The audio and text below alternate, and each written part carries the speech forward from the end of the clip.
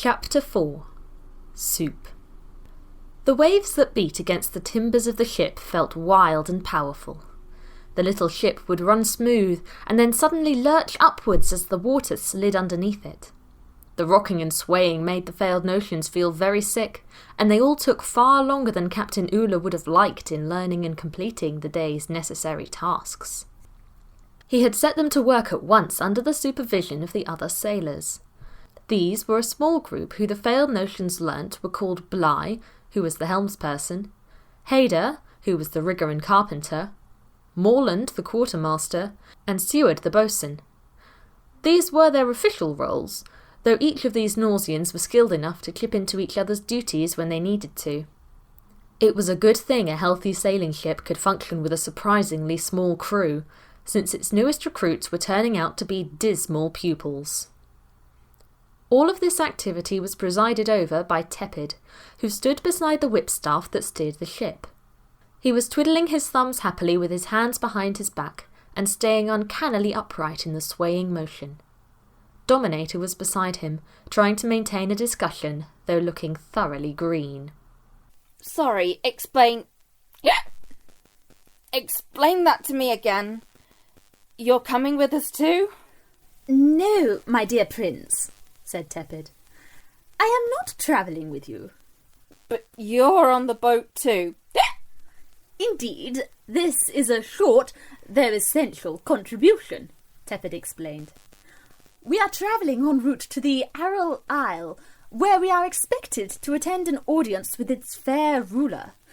I believe a short chat with her high ladyship Maemia, the sovereign of the isle, will be most beneficial to your journey ahead. But shouldn't we just get on with getting to the rain? Asked Dominator obstinately. I'd rather get it over and done with. Well, without the guidance available from the Aral Isle, I believe you would find it very difficult to sort out our precipitation problem. You see... would you like a... There you are. Tepid kindly nudged a handkerchief to Dominator, who suddenly heaved. Ahem, he continued. There is an ancient library on the isle, an archive full of one of the largest collections of history and knowledge in this part of the world. I am of the firmest belief it is vital you fellows get permission to have a nosy in there. Nausea and the Aral Isle have a healthy friendship, and, as Nausea's prince, it is my duty to escort you failed notions there. On the deck below, EA's ears pricked up at the mention of the word library. Careful to appear casual, he edged his way to beneath where the princes stood. Very noble of you, mumbled Dominator, clutching the handkerchief. Oh, it's nothing, really, said Tepid. One of these things a prince must do. Once our business upon the Aral Isle is complete, I shall be returning to Nausea. Then I feel your adventure will truly begin. You're going to that significant meeting after this, you mean? Asked Dominator. What's that all about? There was a yelp from beneath them. EA emerged from underneath, wiping his hair furiously as he went. Tepid smiled and gave Dominator a swift pat on the back. Better into the wind, as they say. Well done. According to Tepid's plan, it would take them 2 days to reach the Aral Isle and the Lady Maemia. With each passing hour, the sea felt wider than it did before, as the failed notion's world expanded before their eyes. Every once in a while, scattered pieces of land would rise over the encircling horizon, small freckles of rock and heather, with perhaps a fisher person in a salty little house. These were soon left behind, and skyscapes replaced landscapes as the passing day brought stranger clouds heavy with rain that swelled above them. Fealdnor already felt half a world away for Glie. Never in all his life had he travelled so far, except perhaps to the netherworld. He made sure to float at just the right speed to match the progress of the ship. As their journey continued, he grew so used to doing this he didn't have to think about it, even while he slept. He thoroughly disliked the idea of waking up and finding himself hovering above the sea with the ship floating away without him. So he had made sure to put in a concentrated effort to fix the issue as soon as possible. That small detail aside, Glie was in fact beginning to enjoy himself. The winds were cold and sprightly. He could tell from how his friends' faces were turned pink at the edges, and how the gusts whipped through the sails. He liked how the ship would creak and bend in the rise and fall of the swells, how safe it felt in the lower decks, and how he could fly highest of all and act as lookout, a task he hadn't thought of before. His lack of a solid body didn't bother him much these days, and it felt good to know this could be something really useful for him to do. Bligh would spend long hours up in the lookout point, watching the ship slice through the water. The sea had an inexplicable spirit that seemed to resonate with his own, like two notes of a song that harmonized together. It carried them on its back like some huge creature. It was loud, beautiful but fierce, and wild too, and certainly never tame. The Aguiar, on the other hand, were taking longer to adjust to sailors and ships than their ghostly friend. By the time the light had begun to slide from the sky on the first day, Honno was stiff, worn out, and didn't want to have anything to do with Nauseans or adventures or rain for the rest of the evening, as he was sent below to fetch ingredients for that night's meal. "I am sure this is why I don't like adventures," he thought to himself. Everyone likes the idea of adventures, but no one talks about the unwanted extra bits like blisters. He yanked a sack of potatoes out of his way. Or Nauseans. He wrenched out a backpack, but it was stuck in between two boxes. "Who put this stupid thing here?" he grumbled, pulling it open. "Oh, I did." Honno sighed. He knew it was pointless getting wound up. It had been a long day, that was all. He looked back into the bag again and saw some of the food his aunt had forced inside.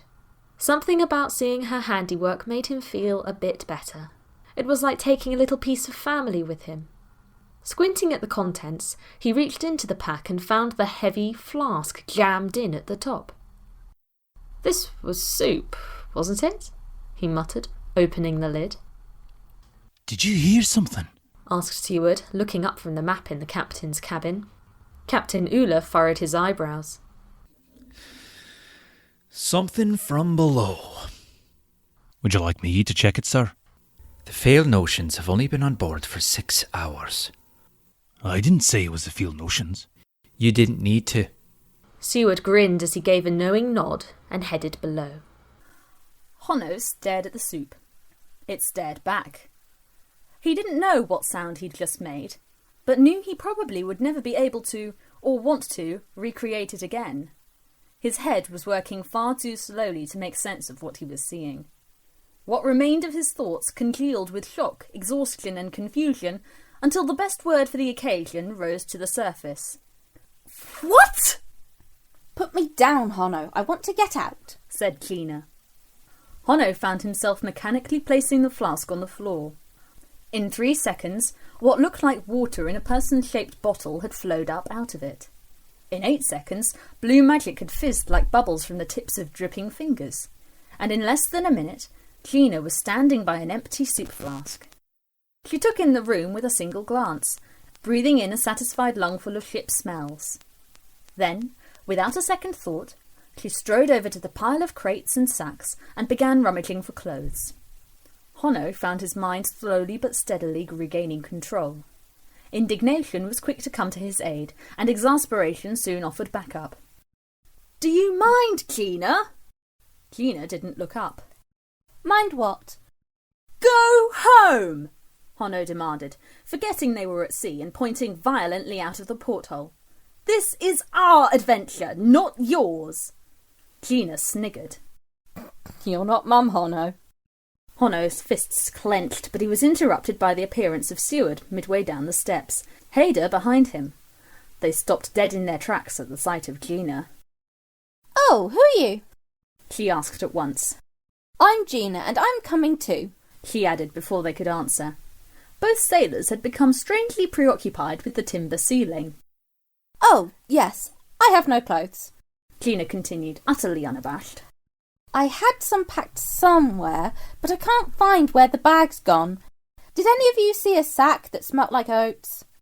"I think I saw one when we loaded them all on board," said Seaward, looking hopelessly at Honno as if he were the interpreter. Great. Where'd it go? said Gina, clambering over the luggage, her long brown tail keeping her perfectly balanced. You could try around the back, suggested Haidur, not at all sure if he was meant to help or not. Gina, get down, Honno hissed through gritted teeth. In a minute, said the muffled reply. Is she going to be a problem? asked Seaward. No, said Gina. Yes, said Honno, speaking at the same time. I'm not a troublemaker. I'm here to help my cousin, said Gina happily. I stowed away in Honno's soup flask, but I had to. Needs must. I'm very helpful, really. Everyone knows it's good to have an extra pair of hands. I'm not clumsy, and I'm good at balancing. See? She jumped down from the pile of crates, a bundle of clothes in her arms. The sailors might have been impressed if they had seen it, but they had their eyes fixed on the ceiling again. Auntie will be so worried about you, Gina, growled Honno.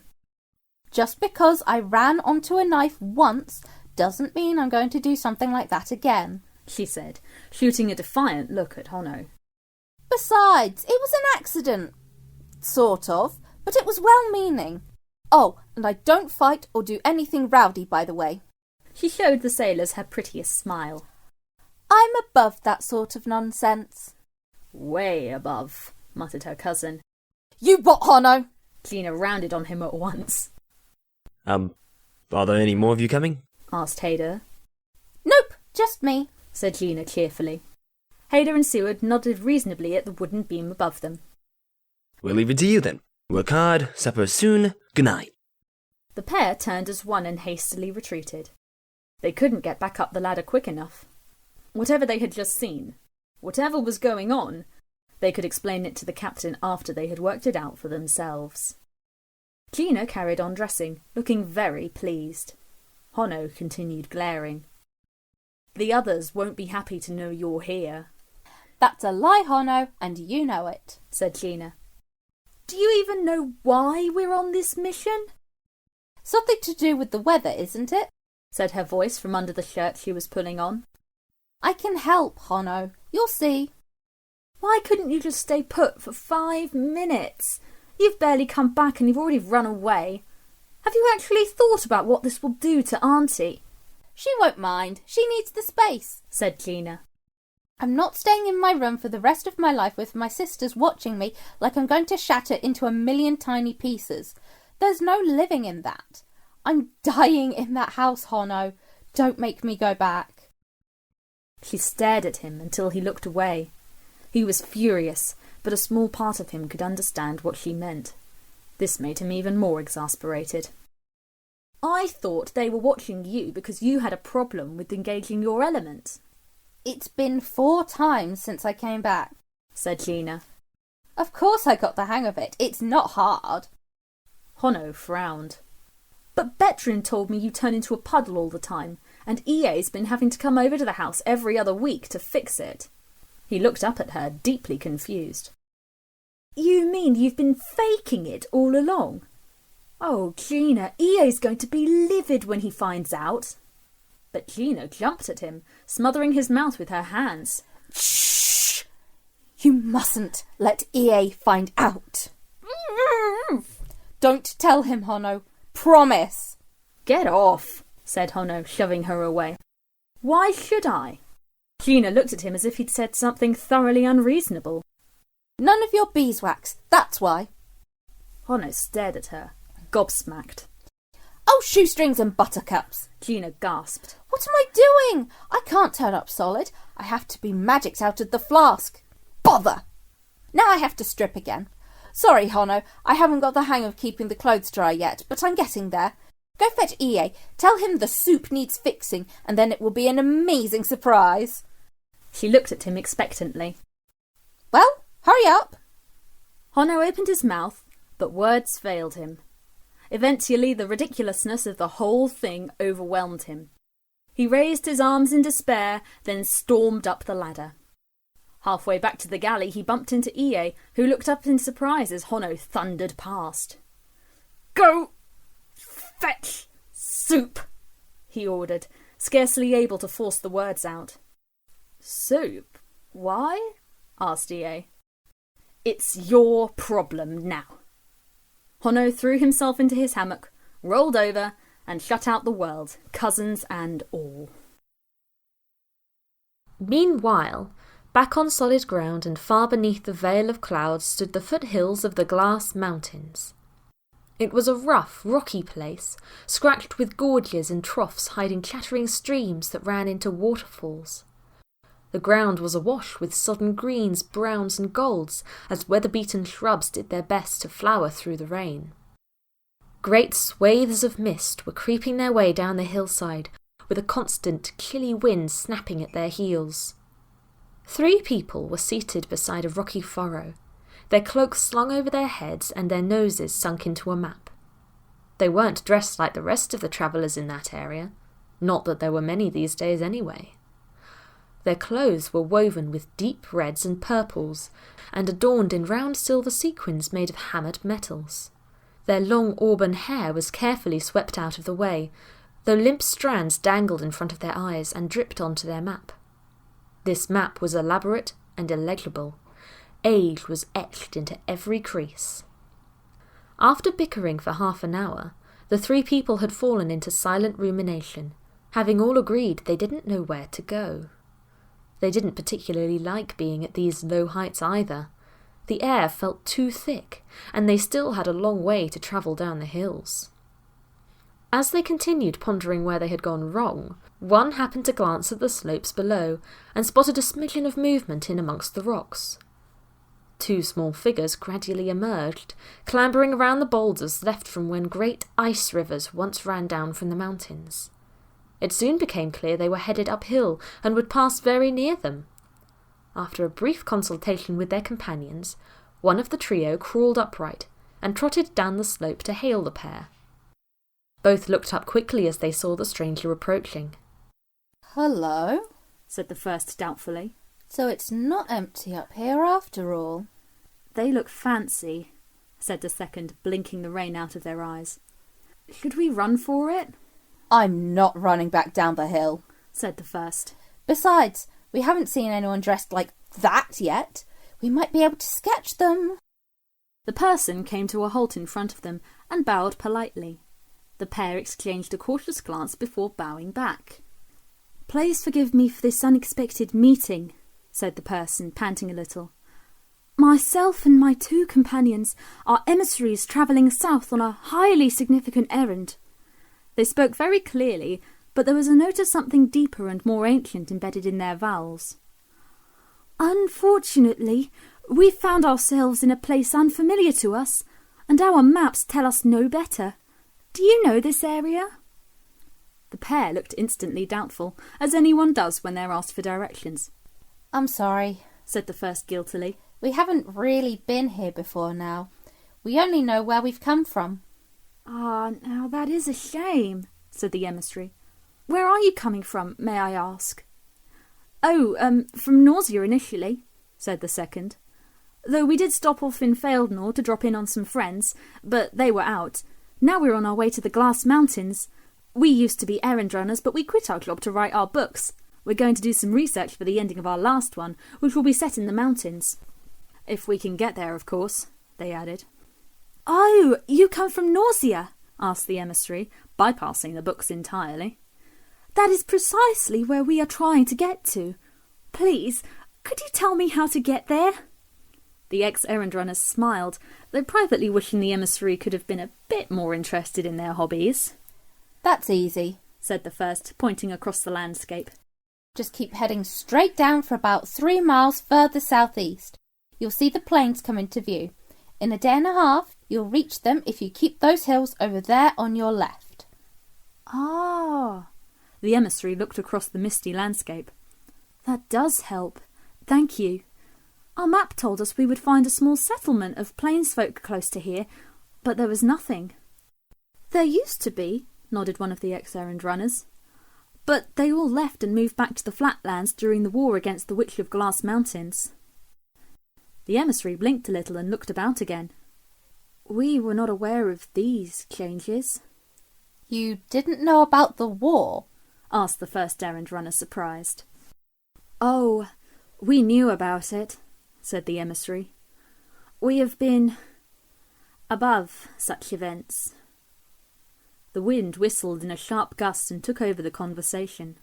The emissary was taking in the landscape again, as if seeing parts of it anew.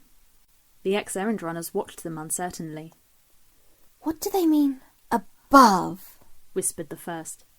They must be pacifists, replied the second. The hazy figures of the other two emissaries were now standing up and watching them curiously. The first emissary turned back to the pair with a grateful smile. We must be on our way, they said. Thank you for your guidance. If you permit me, your best route to the mountains is further onwards up this path. Then take the left side of the widest gully. It will take several days, but the rest of the way should be clear. They bowed again, and the ex-errand runners followed suit. Thank you very much. Lysander and Holly, at your service, they said. The pleasure is ours, I'm sure, said the emissary in fluent diplomacy, their companions now descending after them.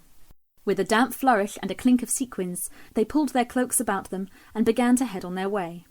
The ex-errand runners exchanged a hesitant glance, then, in a brief burst of courage, called after them.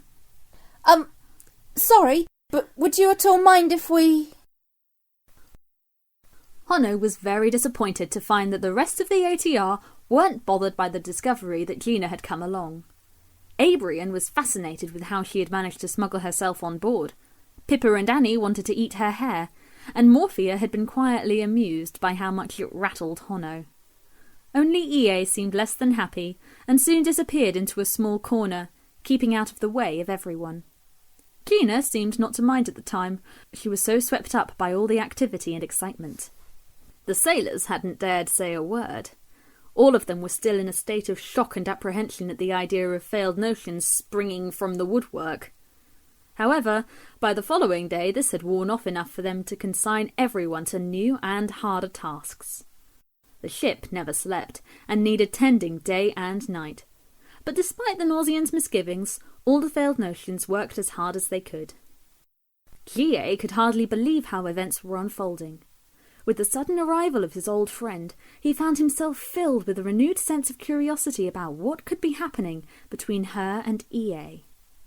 After she'd told him all about her troubles with magic and how E.A. was helping her, G.A. couldn't help but secretly hope.